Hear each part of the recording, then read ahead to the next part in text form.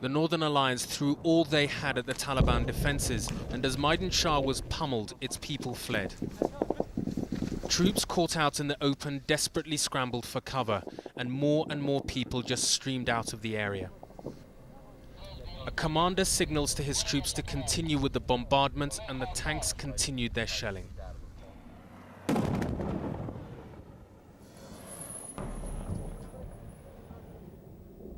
Despite firing on Taliban defences for several hours just the other side of the valley, it's not clear that the Northern Alliance are making any headway.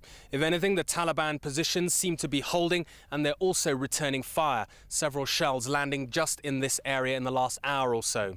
And what also isn't clear is whether the Taliban are actually completely surrounded and cut off.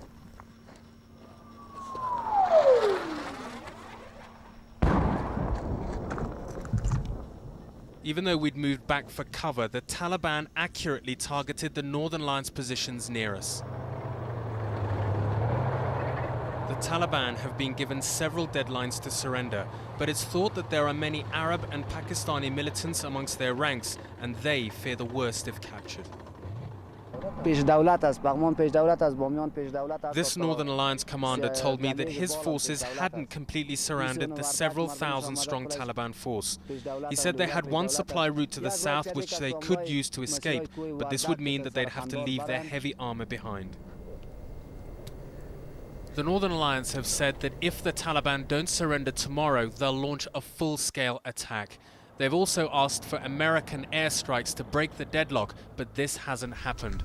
And as we were leaving, we saw US warplanes pass overhead. Raghia Omar, BBC News, Midan Shar, Afghanistan.